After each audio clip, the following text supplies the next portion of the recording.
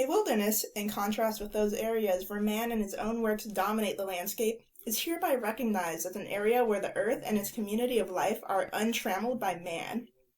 These are the words of the 1964 Wilderness Act, which defines wilderness in a way that is prominent throughout Western culture and policymaking. Do these words truly describe the reality of wilderness? Or is wilderness a concept that can even be defined? These are the questions that we're going to be exploring during this podcast. We'd like to start off with saying what each of our own personal experiences with wilderness have been. I'm Becky, by the way. I'm Haley. And I'm Sahara.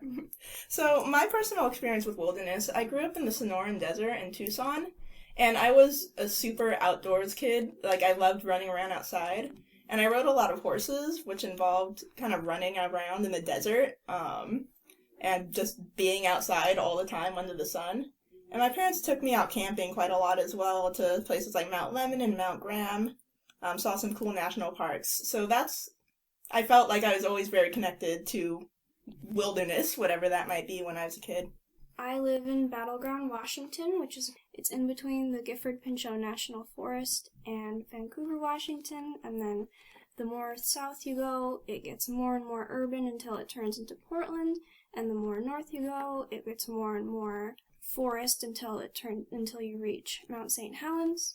And so I lived in a very rural town growing up, and it's been slowly urbanized ever since I've been growing up.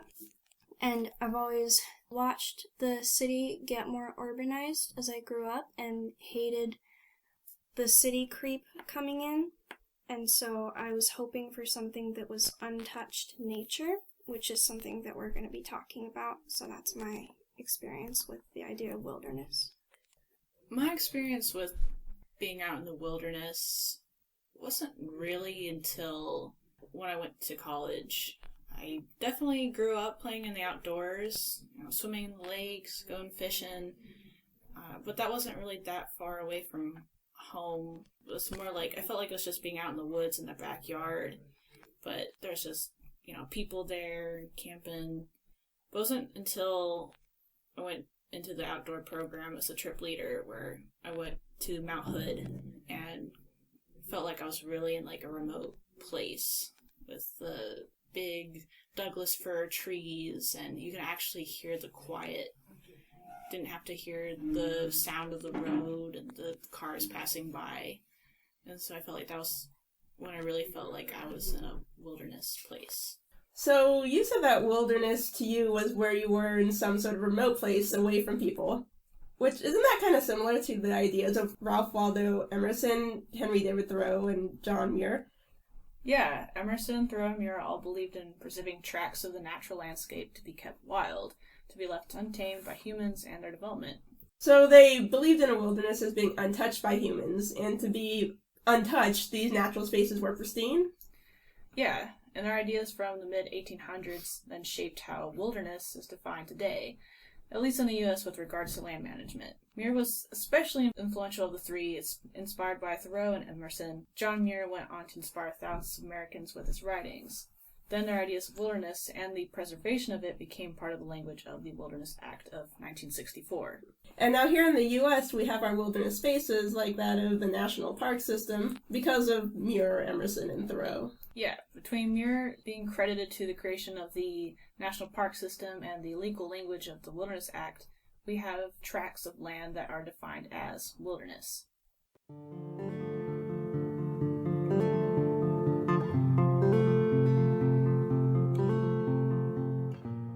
Preservationists such as Thoreau contributed to the idea that pre-Columbian North America was a pristine land. But when these authors were actually viewing the landscape in the 1800s or early 1900s, Native American populations had decreased so much that they actually didn't really see the way that Native Americans had shaped the land. Yeah, I think this is really evident in a lot of romantic ways that Western society views wilderness, because we tend to view wilderness as this area completely absent of humans. The fact is that a lot of these wilderness areas were crafted by indigenous peoples who had lived there. Native Americans would burn forests about 1 to 3 years, every 1 to 3 years, creating open plains or removing undergrowth so they could walk through, or planting patches for berries. Burning made better soil to plant things in and for animals to come by, and it would prevent larger forest fires. They also made lots of trails that we still use today in forests. And nomadic tribes would carry seeds with them when they moved to a different camp. They also harvested large amounts of plants such as wild grass for basket making, and they planted gardens around their homes. Yeah, so this seems directly in conflict with a lot of the traditional ideas of wilderness. Another definition of wilderness from the 1964 U.S. Wilderness Act is that wilderness is a place where man himself is a visitor and does not remain. This seems in direct conflict with reality, as you just said. All these practices that Native Americans would use in order to continue living and take care of the environment which they lived in. Yeah, since we hear so much about the ideas of the preservationists, I think we tend to view the land that Native Americans have been living on for thousands of years as something that doesn't involve humans. There's a quote in the reading by Luther Standing Bear in 1933, and he said, "We did not think of the great open plains, the beautiful rolling hills, and winding streams as wild. Not until the hairy man from the east came was it wild for us. When the very animals of the forest began fleeing from his approach, then it was that for us the Wild West began."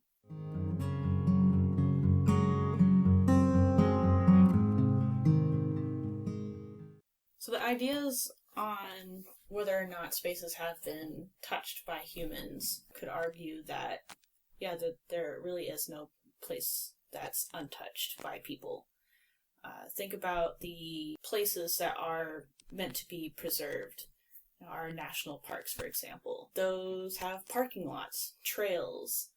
They have signs and interpretive information. Plenty of visitors that are going there. Even the experience of backpacking, you're going to come across people, especially on a very popular trail, and there's impacts there when you're trying to find camp and do cooking and things like that. Along with that, thinking about those spaces, the national parks is like a garden in itself.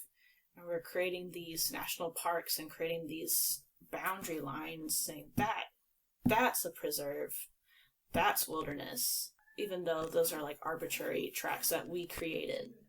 And we can go into more on how there's other ways that we've impacted the environment through the actions that we have on like climate change.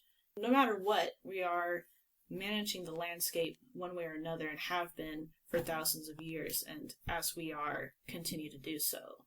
The point is that we never had a wilderness because for thousands and thousands of years, plants and animals have been taken care of by humans. They've always been controlled by humans.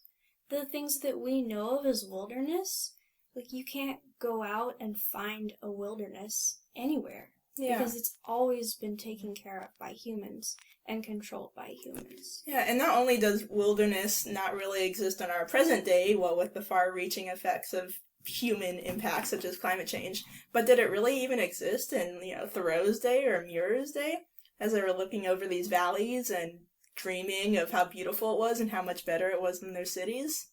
It was really just a flawed view of reality and thinking that humans were never a part of this. Yeah, humans are an animal. Yeah, and I think that can be really harmful towards integrating humans in nature, creating human understanding for nature, instead of saying, this is nature and you're not allowed there and we have to protect nature from humans. Perhaps that really just alienates people who would otherwise be stewards of nature and being like, oh, I don't belong there. I'm not an environmentalist. I can't care for nature.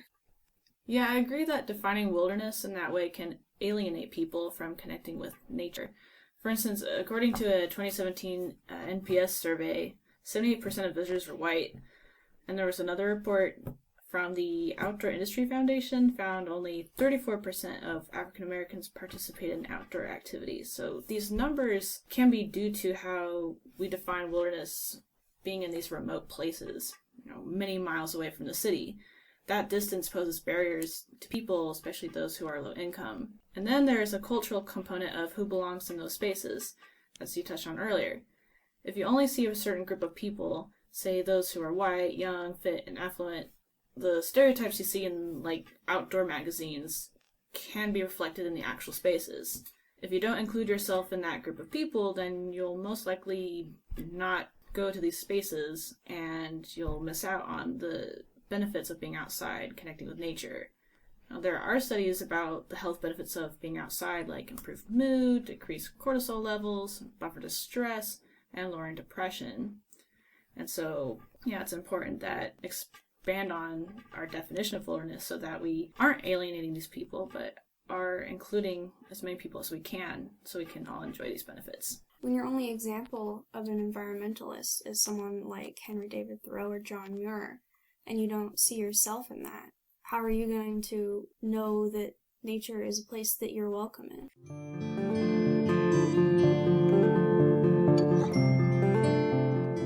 And I have to be honest, when I hike, I specifically look for trails that are remote, where I don't have to see as many people, or I don't have to hear cars nearby. I personally enjoy hiking around trails on Mount Hood more than I do Markham Forest Park. However, I do recognize the importance of a place like Markham Nature Park, which isn't exactly untouched by humans. It's very heavily manicured and managed by humans. But if I were to say to myself, Markham Forest Park has less value than a Mount Hood wilderness, just because I can see people on the trail as I hike, it would discredit all that Markham Forest Park has to offer in terms of environmental restoration and in encouraging people to be involved in the nature around them and to gain understanding of the nature around them. That reminds me of this quote from Taming the Wilderness Myth that we read in week 2. The concept of wilderness as untouched or untamed land is mostly an urban perception. Yeah, it's something that, history that we read is mostly what has survived the ages, and what has survived is mostly created by affluent, privileged people, or people, who live in urban areas or something like that. Yeah, so the readings that we often have in environmental classes come from these white affluent people who aren't as connected to the land as a lot of people have been. This quote from the Taming the Wilderness again is, indigenous groups in the tropics, for example, do not consider the tropical forest to be wild, it is their home. To them, the urban setting might be perceived as a wilderness. As a city dweller never looks at bricks, so the Indian never looks at a tree. And that just reminds me how arbitrary our definition of wilderness is. How wilderness is really a social construct and it changes over time with culture, and that it's important to understand what wilderness means and at least how it was put together over time, whether it be through the ideas of John Muir and that's shaped our landscape and how they left out the clear impacts and the shaping and the culture that the Native Americans had before them. It's important to consider these things because it really does impact how we relate with nature, especially those that live in urban environments where they're not wilderness, especially termed by the national parks that we have. Nature is around us and is a part of us, and we need to broaden the definition of wilderness beyond the ideas of Muir and Thoreau and Emerson, and thinking about how the history overall, our interactions with nature, being a part of it, and so that when we go outside and we go to Forest Park, or not even Forest Park, just walking around and experiencing the trees and the birds, it's those are part of us. That's nature, and we can have a connection right then and there and create greater value and help communities that historically have been guided by wilderness being untouched, help them connect with nature and that it's right there. It's important.